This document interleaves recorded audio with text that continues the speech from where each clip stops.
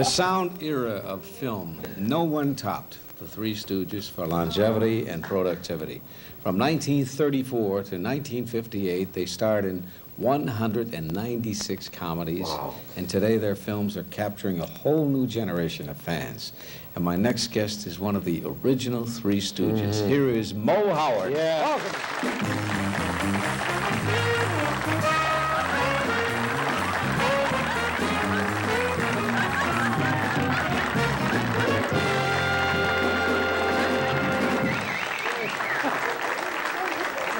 Over my wife's name, they can't do. That hair is fantastic.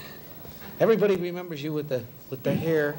That's all I can remember is the hair came right here and went around like a. How did that happen? Everybody thought it was a comb. You still do it? Where is it? Yes.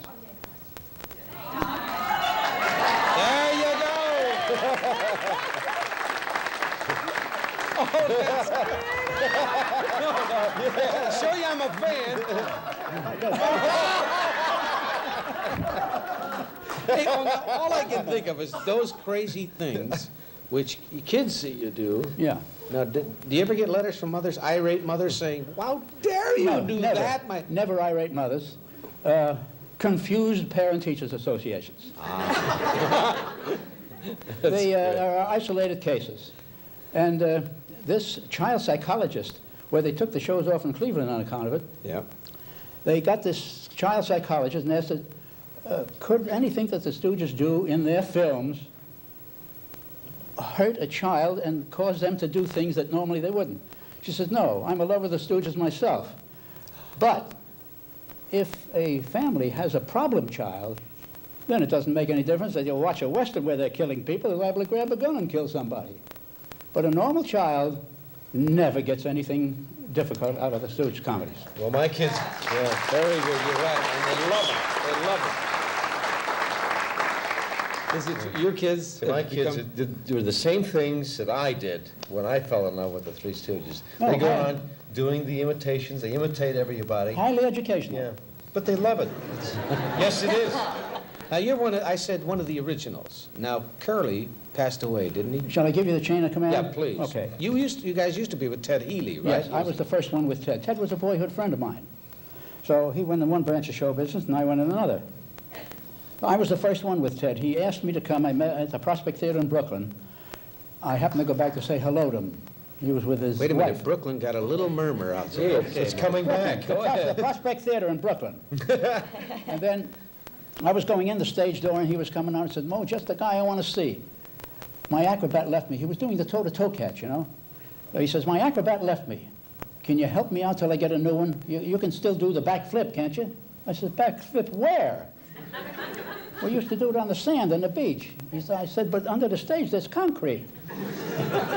If I make a fall, the Valvolia goes disappears. I think you just lost your uvula. So he says, help me out for a week. Well, the week lasted 11 years. Well, when did all that start, that slapping? Well, Healy started that. He smacked the hell out of us to begin with. And I was smart. I took Healy's place later on. But how did... when did the other two guys come into the act? Curly and well, let me tell you. And I was with Ted first. Yeah. Then my older brother, Shemp. Oh, yeah. In 1923, we were on the stage and I heard somebody laugh. And I said, Ted, Shemp's out there. So he walks to the footlight and says, I'd like to have a young man from Brooklyn preferred to come up here. Up comes Shemp with a pair of rubbers in his pocket, because no matter any city he went to, he had a pair of rubbers stashed away in a check room in case it rained when he was there.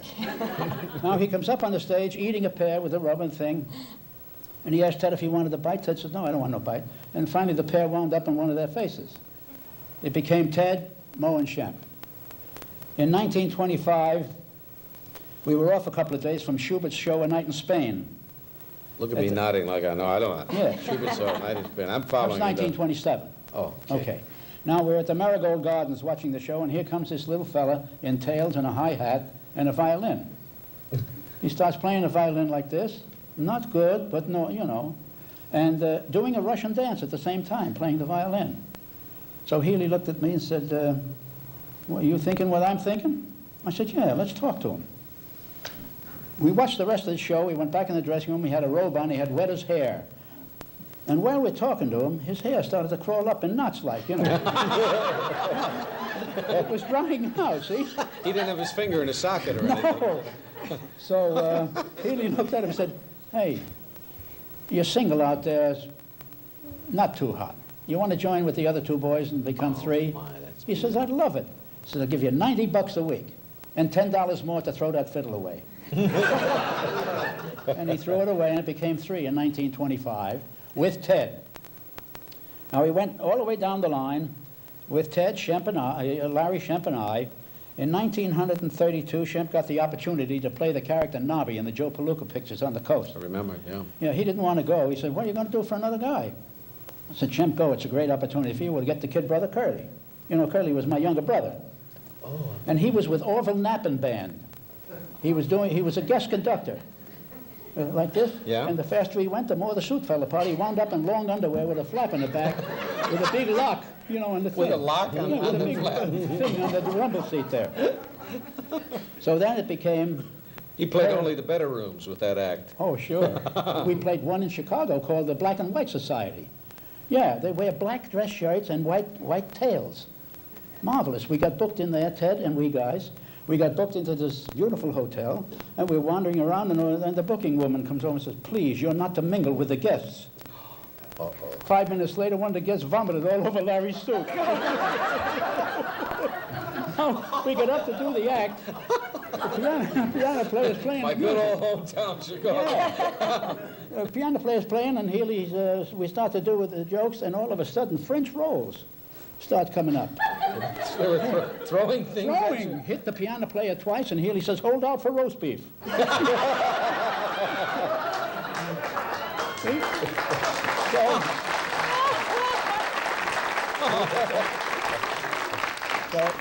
to keep going with the thing, it became Curly, I, and Larry from 1932 to 1946. And you did all those pictures, though? Yes. Was I right, 196, or were there more? There were 200.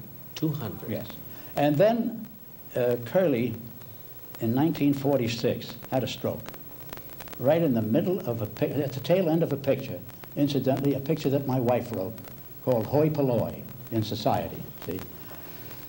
Poor fella, and then he lingered and lingered. We tried to build his morale up and put him in the picture with us and so on. Didn't work. Shemp returned in 1946 and became Shemp, Larry, and Moe again. Curly passed away in 1952, and Shemp passed away in 1955. Then you get another Curly. Yes. Later Now, you on. see, this was awfully troublesome to me because I had to break these guys in, you know. That. Yeah. So now we can't get the fellow we have now. There's Joe DeRita, which we had recently. Yeah, the little chubby From guy. Burlesque, you know. Sure. He was signed up with Minsky. We couldn't get him. So we got Joe Besser. Oh, yeah. the Yeah, guy. yeah. Not so hard. The Yeah. little guy does that. So he yeah. finished the 2 years. We had a 24-year contract at Columbia. He finished the 2 years. 24 years. Straight, no options.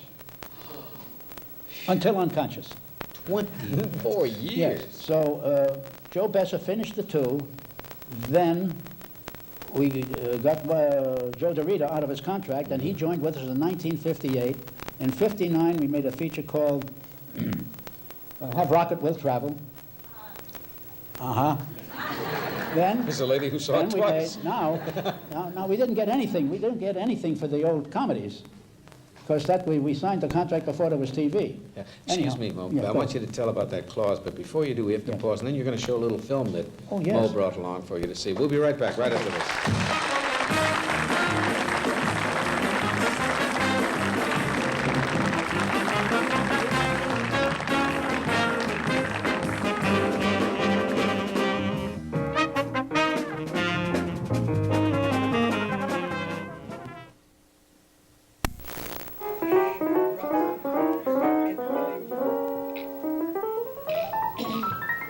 The thing that occurred to me in watching your pictures, as I have over the years, did you guys ever get hurt hitting each other? And Are you fooling? Teeth got knocked out. teeth knocked out? Stitches in the head. I broke my ankle twice. My ribs are half gone. Sure. The wages came in. You know, you don't figure that. Should have taken up hockey. Believe me, that would have been better. Mo, can I ask you something? Are we on the air? Yes. Oh, hello. Can I ask you a rather personal question? Yes, sir, you may. How old are you? On June the 19th, I will be 76. You look great. You really do. I made my first film in 1908 at the old Vitagraph studio in Brooklyn. In Brooklyn? With John Bunny, Flora Finch, Lillian Walker, Maurice Costello, the whole works. I was in there. Now, we have a film clip which I've told everybody about. Oh. It's from Slipper Silk. Slippery Silk. Slippery Silk, yeah. Oh, yeah. And it shows it had quite a pie-throwing finale, I'm Threw told. 116 pies in that picture, and it wasn't enough. Wow. So the prop man... 116? Yeah, the prop real man, pies? Real pies, the blueberries. There wasn't enough, so the prop man shoveled up with a shovel all the muck from the floor, put it on new pie stuff with nails and splinters and everything else, and threw the rest of it. Incidentally, anybody you saw get hit in this piece of film, I did the throwing. Except when I got hit. Yeah. But I was so accurate that the studio auditors claimed that I had saved them tens of thousands of dollars with my accuracy in the pie throwing. But you're a dead eye, huh? Yeah, oh, they're not dead. I gotta remember no. that if I'm ever around you when there's a pie around. Will you roll the clip, please, Frank? I'm glad you said that when there's ever a pie around. You can't get away with that. Oh, yeah? Yeah. Oh. How dare you strike Mrs. Morgan? Don't you hit my mother. A backbiter, eh?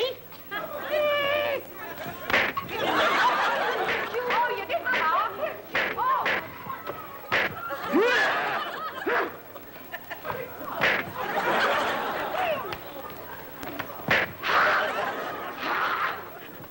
Boys, down here and we'll give him the work. Come on. They missed me. Stop! What are we fighting for? They started it. Hey, go up and see if the coast is clear. It's clear.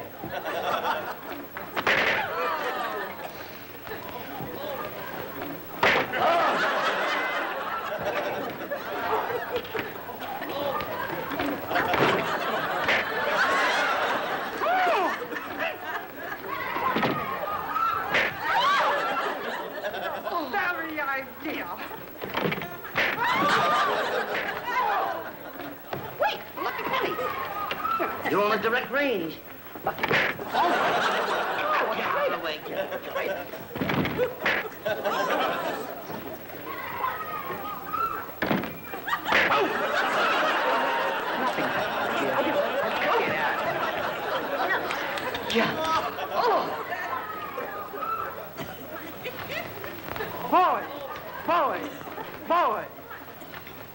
This is no way for gentlemen to act. Pardon us, ladies.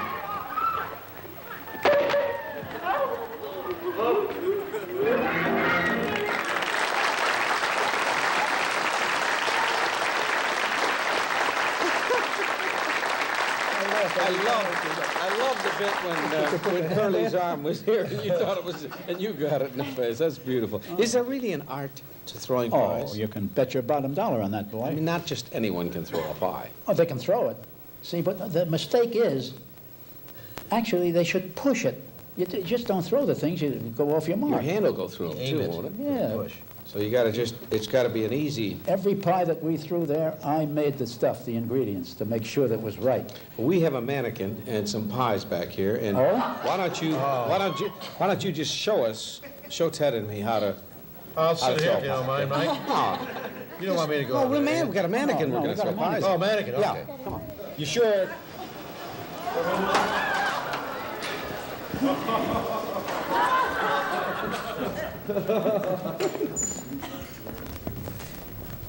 How's your vulgar up there, kid? Now, let's see. How long you in town, sweetheart? Let me start here. All right. Are you gonna hit the mannequin? Yeah. Now, you see by the weight of the pie. Right. Depends on what part of the palm you're holding. Like you take it from here, whang, right in the push. Now, you take this one here. This is what they call the royal shove.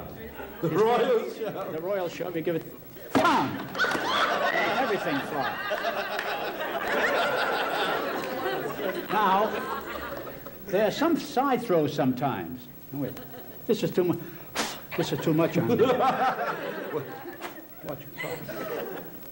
Now. A side throw?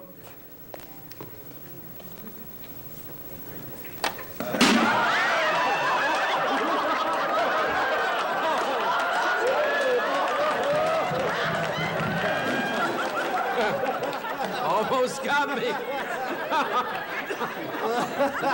Stick a little more humor there, you know. Here, you show, see what you can do there.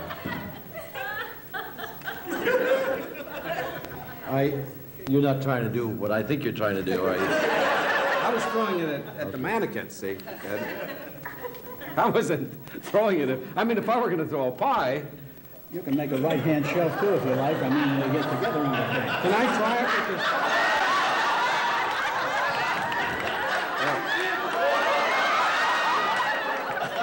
Sorry about that. Well, let me try a right-hand shot, Rick. I did that wrong, didn't I?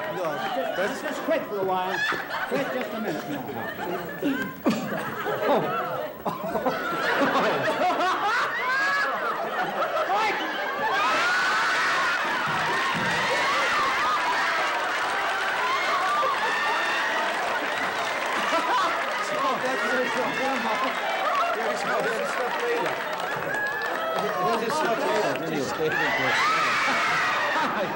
I like this one.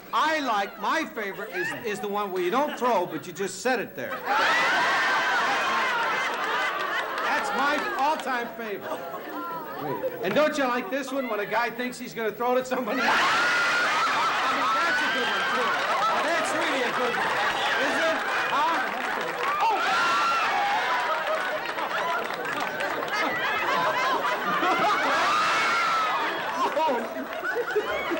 Wait a minute.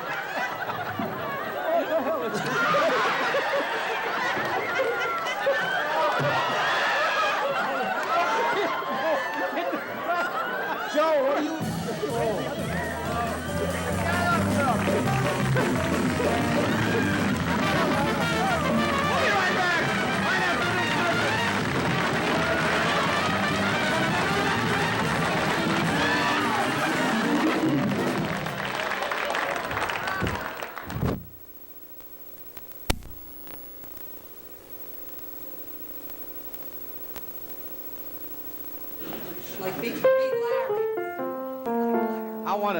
I want to thank Ted Knight for a terrific...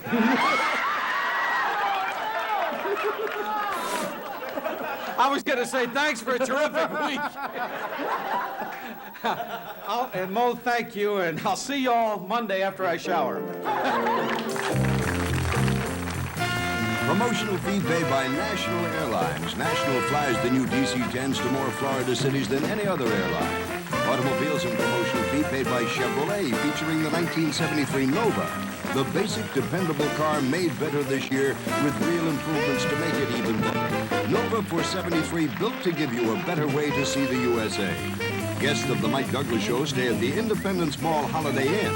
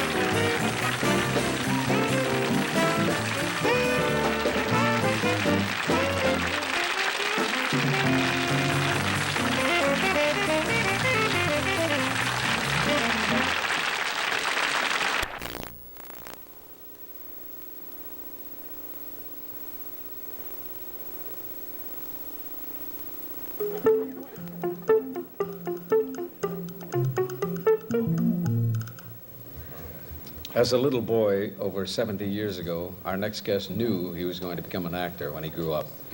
He went on to become a big part of Hollywood's golden years of comedy because of scenes like this.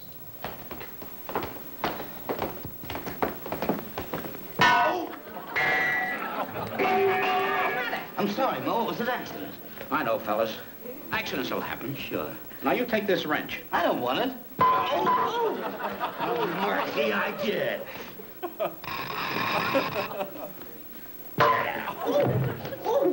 I'll make powder out of that. Leave it alone. Let's see. Hey, what's going on here? Pick up that stuff and get to work. So help me, this shall last. Oh!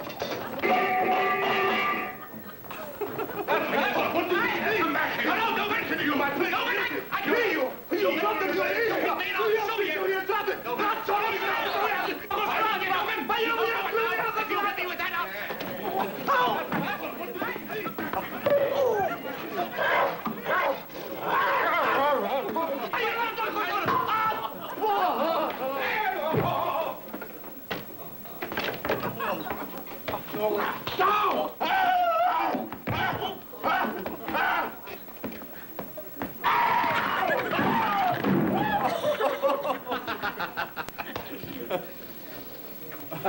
boy, right on the head.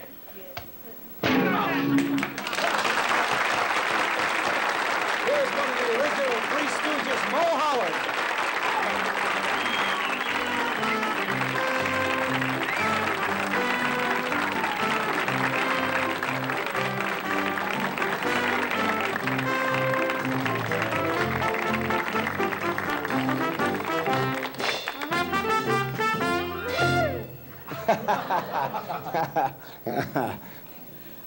It's a delight. It's nice to have you back. Did we talk? I know the last time you were here, you had your hair parted and combed back, and I said, was that a wig you used to wear? And you just took the comb out and did this a few times. Oh, yeah, but this one here is a... Oh, no, that's his I- own hair. But Yes. did we tell how that whole thing happened? How you became, how did you I don't decide to wear recall, your but hair? if so, I can review it again, because it's quite I interesting. don't think we talked about that. When I was a small lad, up to the age 11, my mother used to wake me a half hour before the other four boys and make these cigar curls over her fingers like that and bring them down to my shoulders here. 11 years old with curls down to the Long shoulders. curls. I used to fight my way to school, in school, and back home from school. Principal wanted to know who was knocking out all the boys, you see. And when I came across a fellow who was a little too tall, I had my buddy, Rusty Johnson, stand back to back, and we'd clip him from every angle. And finally, Rusty's mother said, James, you can't go with that Howard boy anymore. You're coming home here 3 times a week with bloody nose, black eyes. I don't understand that. You have to stop. So the boy and I talked it over, and finally he said, Mo, I got an idea. I'm going to get my mother's scissors, and I want you to do a nice job on yourself. And this is the result. I said, okay, and without looking, I went around with that scissors all the way around the head, and when I got to look at myself in the mirror, it was awful. When I went home, my mother passed away right there. Oh. And I remembered, in later years, I remembered what I looked like, and that's how, and this must have been 20 years before the Beatles were born. So this is So it. you're This the is- originator, huh? I would say it was an accident. I said in They the also inter- wore them in the 12th century. That's right. Oh, yes, yes. They used to have a name for these when we were kids during the Depression. Skunk heads. Well, no. No? No, it was the No, I wish I had thought of that one. bowl on top of the bowl, just cut around. Stuff you used to put under your bed. What do Yes, they call those yes. bowls? Potties. Potties, yes. Put a potty on the head and just cut around. Yeah, chocolate potties. I remember Chocolate them, potty, sure. that's right. We also had a vanilla potty, and then we had a strawberry potty. Depends Yes. what flavor you want. Huh. Did you, I bet you're probably the only man here or in America who's thrown more pies than Soupy Sales. Well, Well, I older than never Soupy threw Sales. too many. I always caught them, really. You were on Well, the you receiving threw end. some important people in your day. Yeah. You Well, missed me. I don't know how you missed me. Well, At any rate, And you threw them all right. There is a right Yes. and a wrong Oh, yeah. way to throw Correct. a pie. He is a genius Correct. at this. you know, Columbia Pictures has said many times that I was responsible with my accuracy of saving them thousands upon thousands of dollars yeah. in throwing clay pots, clay pitchers, bottles, prop bottles. These are all breakaway things. Yeah, he's breakaway talking about, things, yes. Oh, excuse me. Yeah. We have to save time for the skit, which we're going to do. We're Oh, going to do sure. a skit with Mo, so we have to pause right now for these messages. We're Oh, coming I right wouldn't be back. surprised. Be right back, right after this.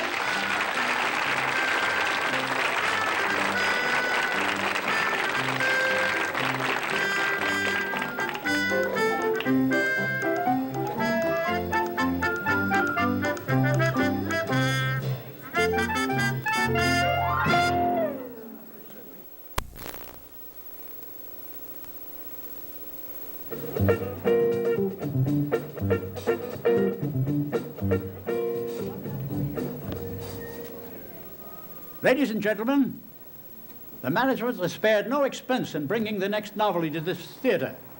With his mental agility, muscular control, and keenness of eye, this man is a sensation of 3 continents. Due to existing conditions, he was smuggled into this country by way of the Delaware River. He speaks very little of our language, and I was asked to act as his interpreter, which of course I will. I take great pleasure in presenting for your approval His Royal Highness the Maharaja of Poon.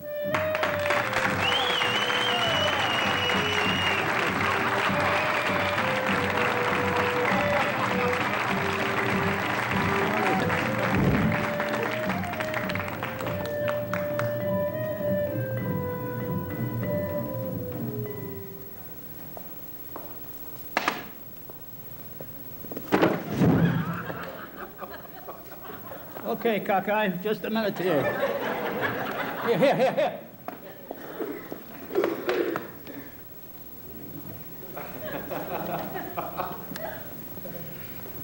Maha.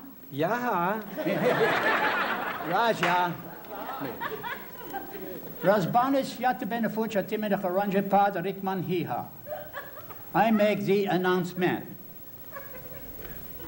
The Raja never on any occasion uses a helper, assistant, or confederate. But for this particular group of tricks, we'd like to have a young fellow. I said young, you silly Billy.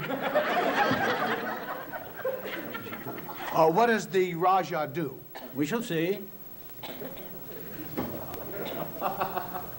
Maha. Yaha. Please. Razbanya shata benefucha timina karanje padarikman hiha. The small time silly Billy ask what teacher for you do. Rasbanyas yata benefuch. Nothing. Nothing? Nothing. The Raja says he is an expert pistol shot, marksman, and sharpshooter. Says that he has spent the better part of his life as chief pistol instructor in the Bulgarian Junior FBI. His pistol record, 200 shots out of a possible 200. What would be the Raja's first trick? Oh, we shall see. How the hell did he get out of this coat here? Maha. Yaha. Raja. Squattez-vous. Razbanya shata benefucha timine charonja padarikman hiha. The small-time Yankee doodle ask-it-ask what teach you that first trick, if you don't mind, please. Rasbanyas yata benefuch. Also Resinis. Oh, that's Resinis, you're gonna hit it? I'm going to smash the hell out of him.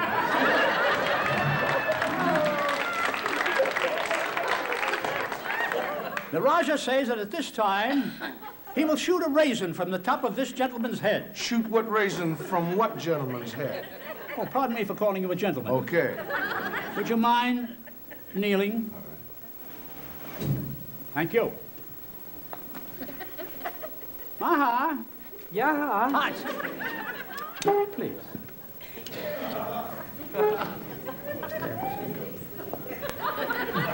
Oh. What's the matter? Oh. Rasha bene asa Mazda Edison. Tu brechki. The Raja says that the lights in the auditorium are destroying his eyeballs. What's left of them. Take the white light off. Take the blue light off. Take the Raja off. Yeah. Oh, please. This away. Pistoia. Numbskullet. Bing.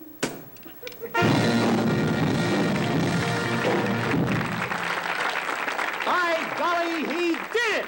Yeah, but he left the seeds. Please. What is the Raja's next trick? We shall see. Let me have the pistoia. Squatting.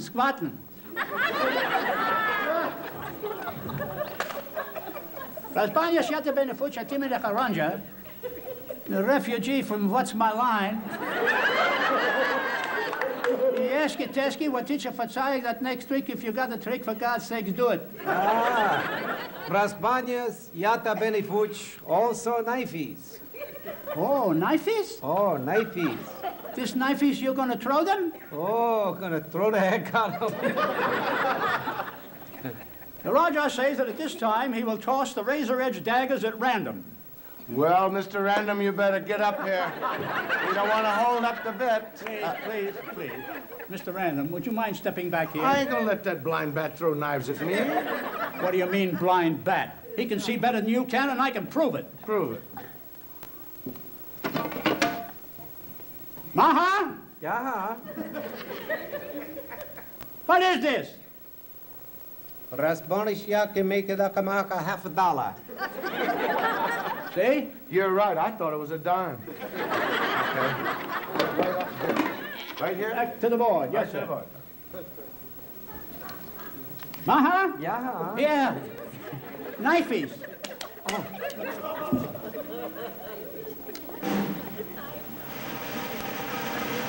You kid.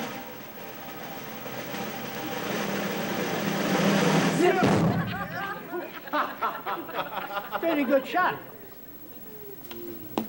Knifey.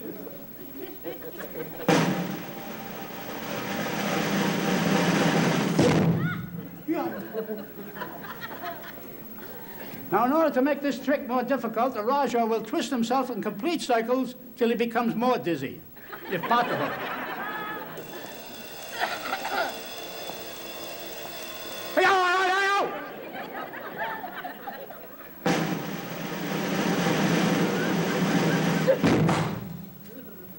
Very good.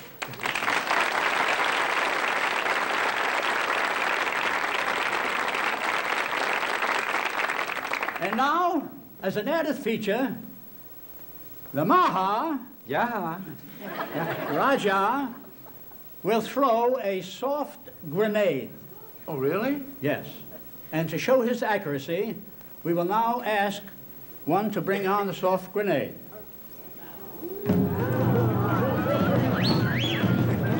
Looks like more than one soft grenade. Yeah. Hey, Rajah! Yeah. You said Yeah. it.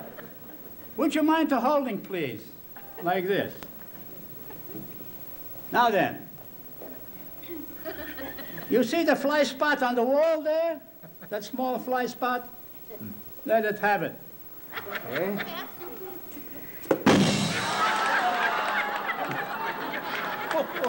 I don't know why you brushed him off. He wasn't dusty. My Mister, dear? would you mind bringing all those things in? Thank you very much. Please, keep your eyes in the front, ain't it? Good.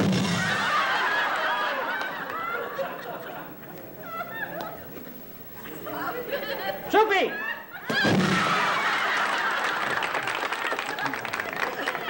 That's it. Wait a minute.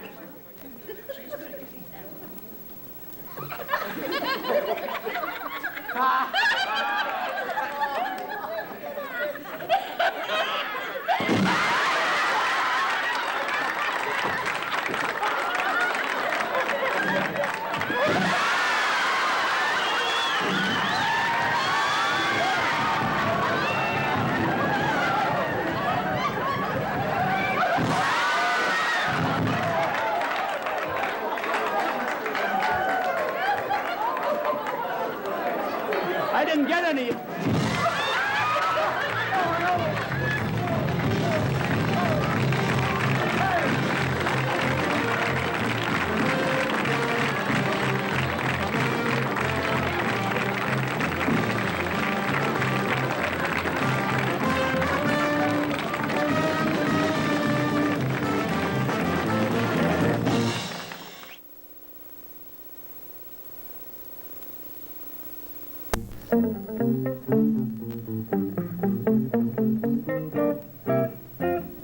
My next guest is making his second appearance on the show. He's the grandson of the great one, and that means to students of American entertainment, W.C. Fields. Please welcome Ronald Shane. Feel. Good to have you back. Did WC, I hear tell that the one act that your grandfather could not follow was the Three Stooges. Is Absolutely. that right? He used to say that constantly about the Three Stooges wherever he went, and he always hated to follow them because they'd steal the show and he'd be left there. That worked both ways. We were scared the hell to follow him. Did you work with him often, Mo? Well, my brother Shemp worked with him more than I did. Shemp did the bank dig with him and a couple other things. Did you know him? Did you know WC? What? Did you know W.C. Fields, you, yourself? Yes, sure. Then you've read all I the... never asked him what was in the glass, you know. You always knew. You know, I noticed when you were here last, every time you referred to your late grandfather, you referred to him as W.C. Right, I think this really developed when I was working on the book, and everyone referred to him as either Bill or Claude or Grandpa or whatever. And then I started talking with Adele, W.C.'s sister, and she always referred to him as W.C. And W.C.'s brother always referred to him as Big Nose. But, so I think I decided to pick up W.C. instead of Big Nose. I'm curious, the young people are caught up in this nostalgic craze, and they all love your grandfather. Yeah. What do they do when they find out that you're who you are? What kind of questions do they ask of you? The first question usually is, do you want to drink? And so, but after that we get into W.C. and they always, you know, the questions about children and did he drink as much as they say and so on. But they're fascinated with his comedy today, and fascinated, I think, especially with the way he fought against anyone in authority. Now, also, we were led to believe that he disliked children, and yet he had this great fondness, this great love for your father. Is that true? It is. It was surprising, I think, in the early days, and especially in the early days of working on the book, when I found out that when my father was born, W.C. was traveling, which he always did. And he writes back Bricket, which he called my grandmother. He says, I just heard, you know, about the child, just great. You know, we're all having a drink on his head, and take care of him, and so on. And he was very, very much concerned. And later on, when my father was a year old, and W.C. writes him a birthday card, because again he was traveling. And the card goes, well, now here's $25, Claude, and he called him Claude in the early days. Here's $25, start a bank account, and the kids are 12 months old. And he says, use this for college later on, you know, and so on. Do you know, excuse me. No, I was going to ask, because there are a couple of things. They say that he left a lot of money in hundreds of banks. All different banks, under different names. Were you ever, was that the truth, or were you ever able to find any of it, or what? I hope there's still some left, but I don't think there is. He started this when he was in vaudeville. The early days of vaudeville, he was paid his first $125. And he was so afraid that someone was going to steal his money, he had a jeweler meet him behind stage with a ring for $125. Yeah. Then he was afraid that someone was going to cut off the ring or steal it while he was asleep, so he started bank accounts. But they were all under his own name, and he always knew where they were. Under his own name? Yeah. I thought they were assumed names. In fact, names that he just made up. Yeah. Not only were they under different names, but he forgot where they were. But in 1941, John Barrymore turned to W.C. and he said, suppose this guy over in Germany wins the war. And W.C. responded by saying, it's all right, I've got $10,000 in a bank in Berlin. So he knew where his money was. Who was his friends? Who were his friends? He had a great group of friends, and that's one thing I regret. I would have loved to have been sitting in the table. There were the Bundy Bunch, and it was John Barrymore, of course, Errol Flynn for a while, Gene Fowler. Gee, no fast livers. And John Carradine was part of that group, too, and they would sit around. John Carradine? Right, and about 3 or 4 or 8 times a week, they'd sit around and have a party at Bundy Boulevard, where John Decker used to live. How long would those parties last, do you know? About 7 or 8 days a week. I remember Errol Flynn told me. He was known as a great one for using props. Oh, yeah. But with his drinking problem, you know, props are something you have to very well organize. Was he able to keep everything pretty well organized? Yeah, very easily, especially in the early days. He did not drink, or rarely drank, because he was a juggler. And he had to make sure that he could keep the timing down, and drinking would fray his nerves. So he really didn't drink then. Later on, he did not use the props so much, but he knew where it was, because W.C. would start off in the first thing in the morning and have a martini. Martini glass, and he would spend 2 hours with that one glass. But then, of course, fill it up again. So you could get in a quart of gin a day. Tell about that incident, which I find really amusing, the one of dealing with the canary. He got into some problems. Right, he did. We're going to probably see a part of that clip from this. Yes, we are. In The Dentist, around 1928, he was doing a routine called The Dentist. And he had a man sitting down with a long beard, and he would put a canary under the beard, under the man's beard, and all of a sudden during the scene, the canary would come out and fly out, and W.C. would put on a hat and a gun and try to shoot the canary, of course. Well, one day he was doing this, and the canary came back and hit the backdrop and landed, was not hurt, but landed. Immediately, a man from the Humane Society jumped out of his chair, came running up, and arrested W.C. for, of all things, on-stage cruelty to a canary.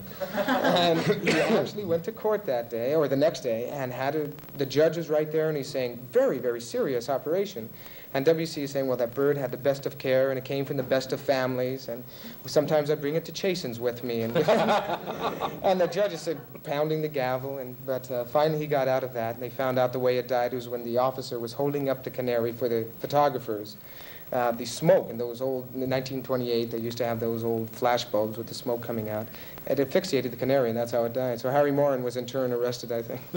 This is not fair to talk about this and not let you in on it. So we're going to show you a clip from The Dentist. Is this the canary thing? Yes, I believe it is. Okay, roll it, Frank, please.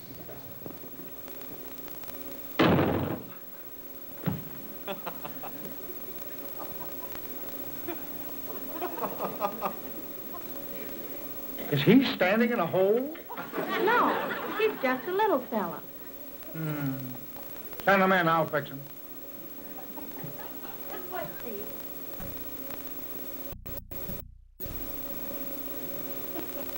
How do you do? How's everything up in Moscow?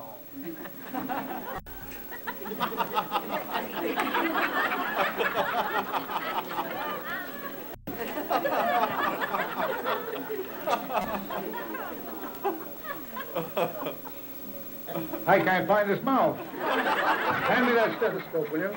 Thanks. Will you say "ah," please? Ah. Again? Ah. Again? Ah. I almost had it. Again? Ah. Ah. Ah. Oh. Ah. Ah. Ah. It is. Ah. And a very pretty thing, too. Let me see now. Hand me that drill. Thank you. Now just open your mouth. Can't hurt. Okay.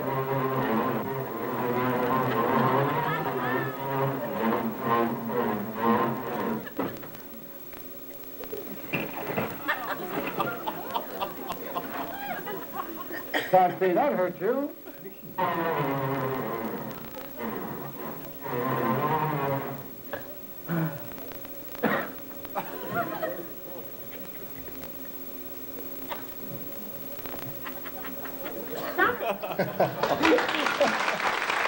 We'll be back with Ronald Field right after this.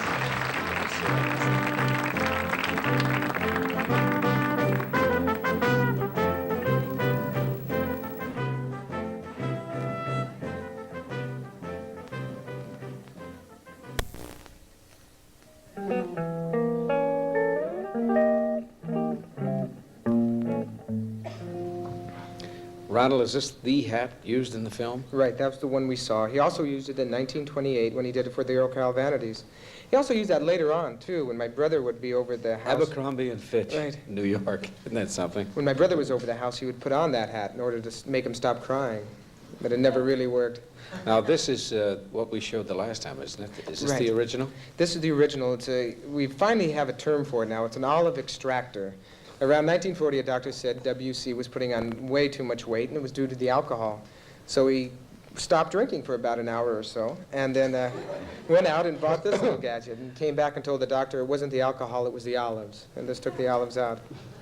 Now, he was highly incensed when reviewers made mention of his drinking in his film. Yeah, he always claimed that he never played a drunkard or an alcoholic, that what he actually was playing was a man, as he explained it, I would take a nip here and there for a gag, for a laugh, but never played a drunkard. Well, once the Christian Science Monitor panned one of W.C.'s movies very badly, and W.C. wrote back and they said, the newspaper said he was playing the usual alcoholic befuddleism or whatever. And so W.C. responded by saying, listen, says, I've never played a drunkard in my life.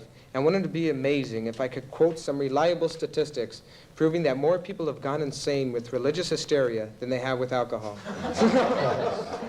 That's his way of getting back. Is there a letter in which Hattie admonishes him for his lavish living? There is around 1932, I think it's fascinating because it really gives the insight into W.C. Around 1932, I suppose that Hattie wrote a letter to W.C. complaining about his lavish living and his heavy drinking. Well, he wrote back saying, you should not complain about these things. You should respond the same way Lincoln responded when he found out Grant was drinking a quart of whiskey every day. Lincoln said, find the brand and send it to the rest of my generals because Grant's doing well, and in your eyes, so am I. About 2 months later, he used the same gag in an article he wrote on the merits of whiskey over dogs. Did you bring that letter? Is this the letter when he was a juggler that he wrote? This is one of the letters that he wrote to his father, and it was written, now this is his own stationery and his own design. W.C. Fields, the eccentric juggler. Yeah, we're getting a good shot of that. And what is that? Introducing his own droll humor and dexterous and original juggling feats. Well, this is his own writing. Well, later on, this turned to W.C. Fields, the world's greatest eccentric juggler. And in this letter, he talks about doing a benefit for the... Can you read it? Yeah, okay.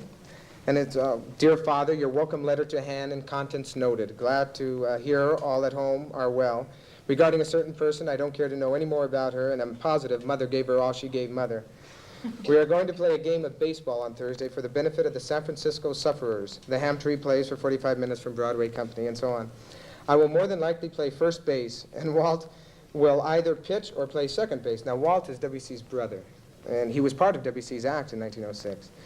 At practice the other day, Walt pitched and struck them all out. We are all going to make up in our costumes, and we expect a big crowd, all the receipts to go to the sufferers of the Frisco horror.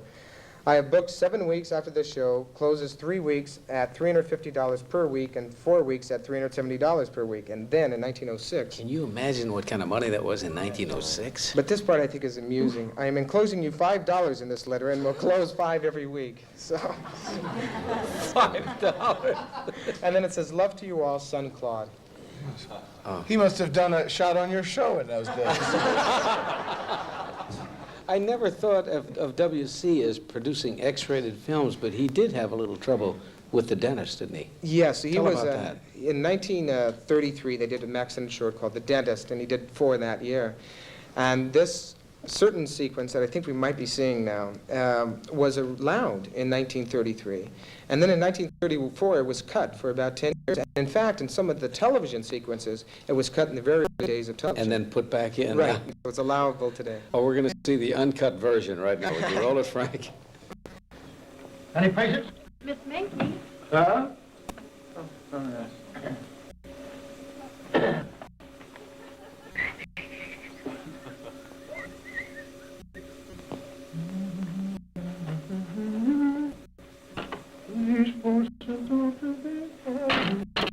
Have you ever had this tooth pulled before? No. This won't hurt you much.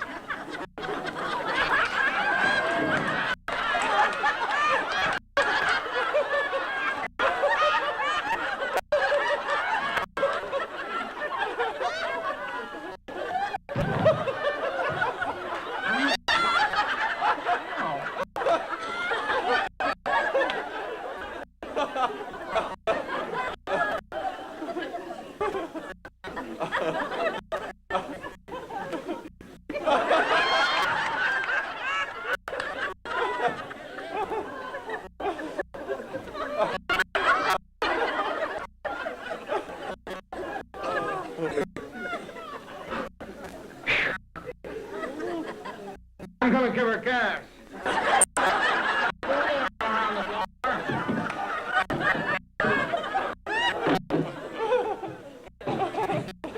Relax. Would you like a drink? What is it? Water. No, thanks. Oh. We'll be right back right after this.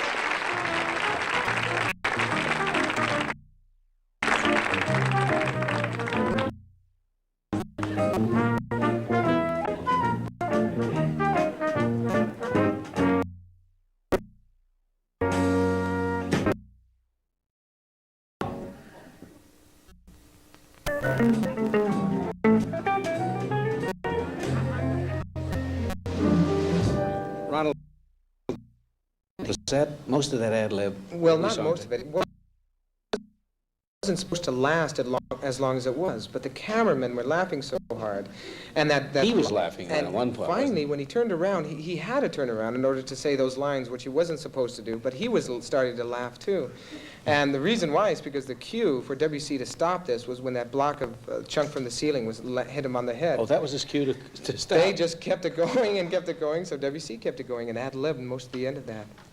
So it was amazing. But the comedy sense, Mo, you would recognize this. He never let go of the tooth, even after he turned around and reached for the fan. That's great. I mean, just played it right to the end. I found it extremely interesting when at one point he would write to an editor and say, would you extend this scene 2 more frames, which is, I think, 1/15 of a second. And he said it would be the difference between a guffaw and a belly laugh. You know, but this is the way he was. He was that serious about it, but could also joke. And did the humor, I understand the humor started when he was 35. He was 35 before he said his first funny line on stage. Yeah, up until that point. It was just a pool table. Right, and before, but that was in 1915 in the Ziegfeld Follies. Ziegfeld came up to WC and said, you're the highest paid juggler in the world. WC came home, talked to his sister Adele, and said, I've reached the top of my profession. Now I'm going to try something else. And in 1916, WC wrote his own skit and acted and talked for the first time on stage, and he was 36 years old. And did he say funny things? Because, well, the act obviously was a very good act. Well, in fact, we could see part of it. He has a golf, I think it was a golf, a game of golf was the first thing he wrote for the Ziegfeld Follies, and we later see a version of that. And he did a film of that, a short of that. fellow that he worked with in the golf game there. Oh, the caddy? Yeah. Yeah, Vernon Dent? Was it Vernon No, Dent? no, The name This was a little short guy.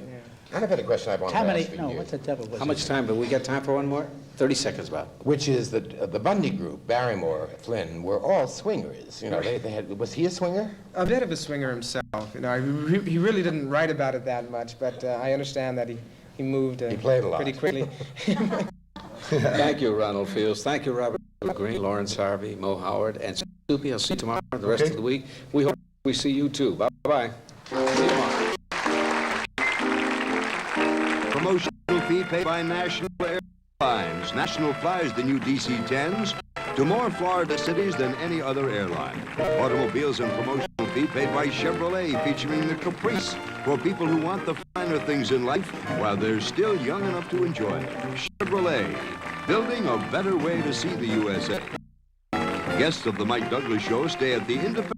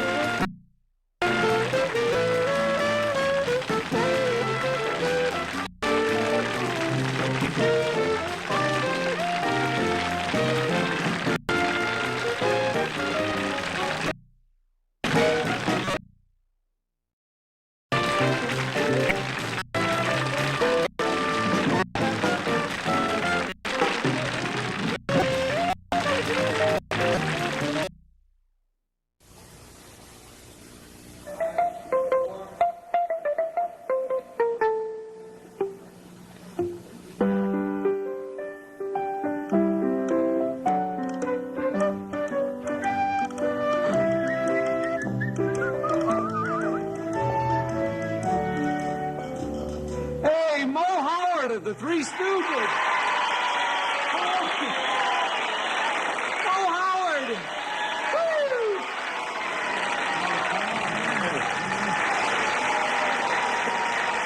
Hey, how are you, pal? Good to see you. Did you call me pal? Yeah, except... I haven't heard that word in years. You know, I was once a bum like you.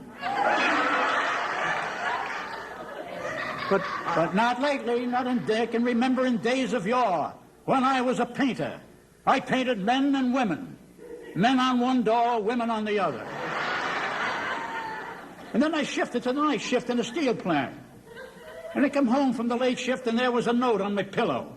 Mo, I'm running away with Roger. Don't try to follow, you'll never find us. I was wild with rage. I chased him to Pittsburgh, to Philadelphia, to Atlantic City, to Albany, to Gloversville, Amsterdam. And then I came face to face with a dirty rat that had ruined my life. It was in Niagara Falls. Niagara Falls! Slowly I turned, step by step, inch by inch. I poked his eye. I pulled his jacket. And then I knocked him.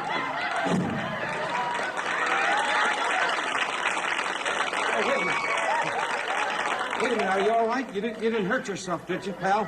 Oh, I guess I'll be all right. Oh, boy, he's a nice guy, but when I say Niagara Falls, Niagara Falls! Slowly I turned, step by step, inch by inch. I gouged his eye. I drank him apart. And then I...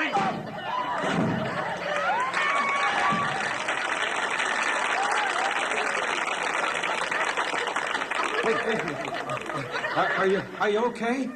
I believe. Niagara Falls. Niagara Falls! Slowly I turned, step by step, inch by inch. I gouged his eyes. I sucked him around, and then I...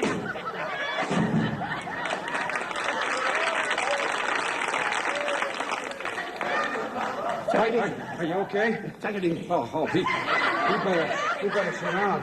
You know, every time I hear the name of that city, it tears me apart. That's not doing me much good either. I tell you. Mo! Roger! Hey, you know what? She ran away with another guy and left me holding the bag. Just like that devil. Yeah. What do you know about that? Oh. You know, Well, go ahead. You tell him your story, how you followed her to Pittsburgh and into Syracuse. And I tell you, I don't understand how you got her away from me. How did you do such a thing? And I tell you, following to Pittsburgh wasn't the only thing. Yeah. And we're going to let bygones be bygones. Into Philadelphia, too. Yes. And then, Yes. I'm going to tell you where I caught up with you. I can't get over these guys. Every time I mention Niagara Falls. Niagara Falls! Slowly I turned, step by step.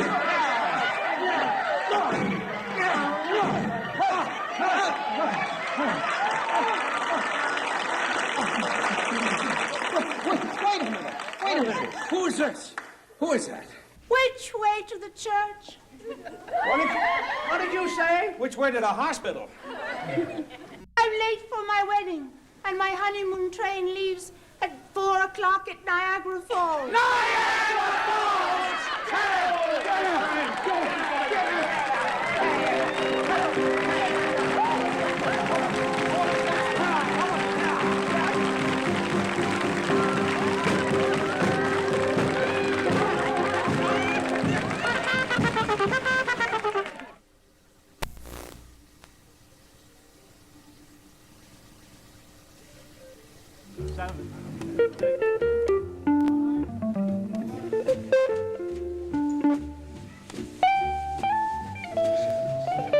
Mo, my tailor's gonna love you.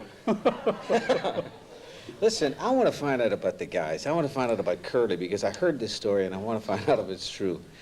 Did he have trouble learning his lines? Well, he was what we called a mentally slow in lines. A slow study. Yeah, slow study. Well, what? Did he have a trick to help him remember? Well, yes, I tell you, and it broke us up every time. Now, on one occasion, he forgot his lines, and I can tell by his eyes, they kind of cross a little bit when he don't remember the words, and immediately falls to the floor, and on one occasion, he spun around like a top, about 10 times. And when he got up, I knew that he remembered what he had to say, and he went on with his line. On one occasion, again, he got clouded up, down to the floor, and he laid down like a snake, like this, see? And he went all over the floor like that. What'd I drop? Money? You got your glasses. Like a snake, he'd bounce. And on another occasion, he'd do that back kick step. Oh, yeah. And on some occasion, he'd walk right up to me, right to my face, and go. I used to think that was part of the act. He just go. No part of the act. He was trying to remember. That was natural. Oh, that's funny. And then they put the sound effects in of choppers going like that, He How did this thing, I hesitate to do this, but how did this thing start? And I did this to Mo this morning, and tell him what you did to me. On both sides. But how did the eye poking start? It started in those days we played contract bridge. It was taught to us by Fred Keating, the magician. And during the game, the hand was finished, and Larry said, now let's see. I had 4 honors, and Shim said, what? I took the first trick with an honor, and I've got one in my hand now. Larry says, I don't care, I had 4 honors. And Shim shot his fingers at him, right in the eyes, a ½ inch in each eye. And the tears rolled down his eyes, and I got hysterical. I laughed, leaned back, and went right through a glass door. Oh, boy. Good night. You see the cuts here? Yeah, from just falling apart at what happened, huh? Yeah, and then we were working at the Paramount Theater. In New York? In L.A. here. Oh, in L.A. Yes, and on the stage we had a gag where I would say, they were both talking at once. I said, wait a minute, who's the manager of this act? And they both walked towards me, and both said, I am. So I went bang with both hands, and I cocked them both. One I hit Larry in the side of the eye, and without looking, I popped Curly right on top of the head here. The audience got hysterical. My wife and I have been trying to teach our 8-year-old son that you don't really poke people in the eye like that, because he watches Three Stooges every day. It's a ritual when he comes home from school. From the stage, I say to the kids, please do yourselves and me a great favor. Don't attempt this poking in the eye. It's extremely dangerous. It is. And even though I've been doing it for many, many years, the other boys can attest to the fact that on many occasions I've missed. So what chance do you have? Maybe you can do this, you know, and that, you know, just all those kind of motions. All the mothers know all of those things from seeing it with, you know, watching it with the kids. Yeah. So I'm trying to get my jacket on. Last time you were here, it first occurred. You hit your wife with a pie, remember? Yes, I certainly do. Did you get much mail about that? Oh, no? Oh, boy.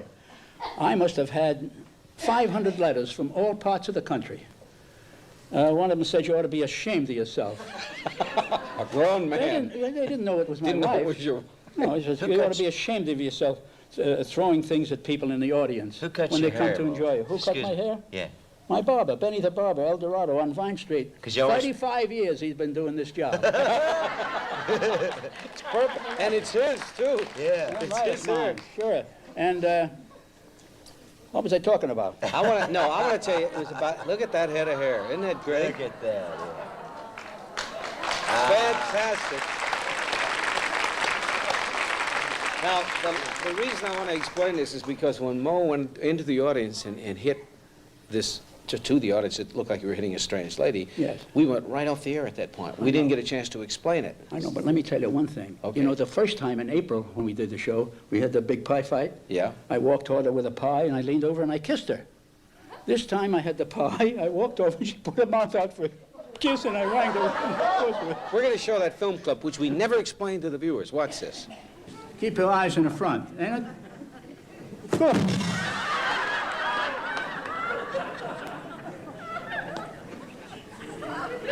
Soupy!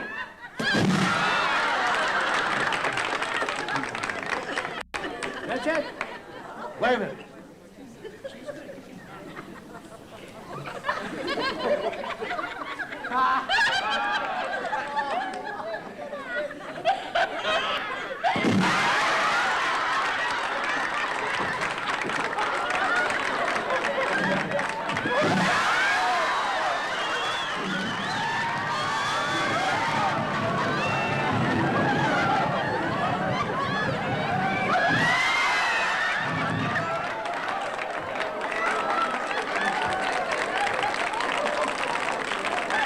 I didn't get any.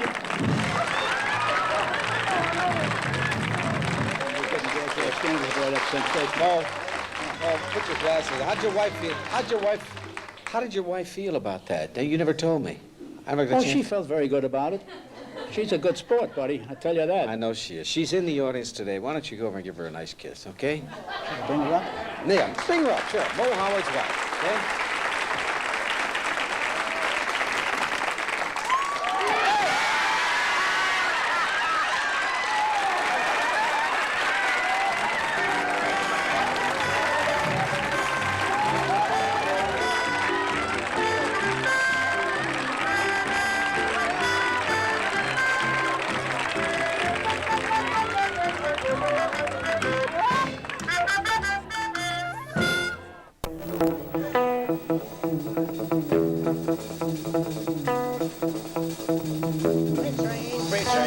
This is Helen Howard, Mrs. Mo Howard, right here.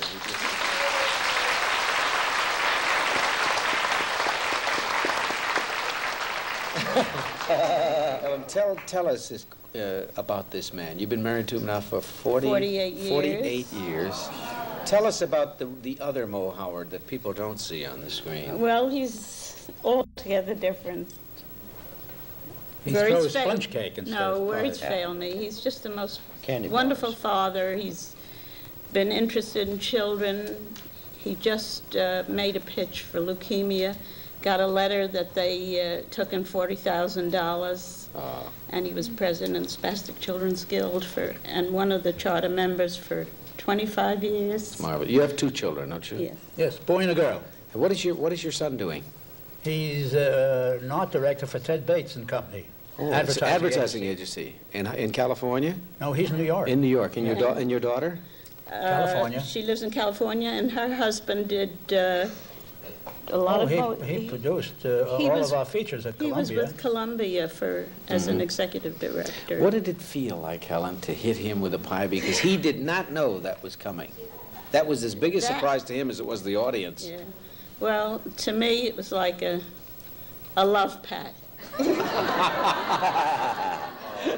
Have you ever thrown a pie before? Never. It does release a little something in people, I know. doesn't it? Yeah. Sure. Why people use rocks? And people still scream at the burlesque, at the slapstick, don't they? Yes. Even though they can kind of figure out what's happening, they love it. There should be more of it. It is.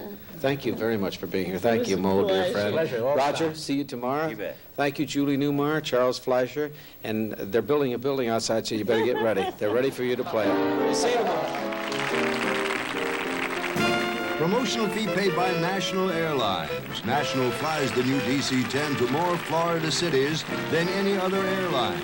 Automobiles and promotional fee paid by Chevrolet, featuring the Impala, the great American value and traditional favorite year after year. Chevrolet, building a better way to see the USA. Guests of the Mike Douglas Show stay at the Independence Hall Holiday Inn in Philadelphia.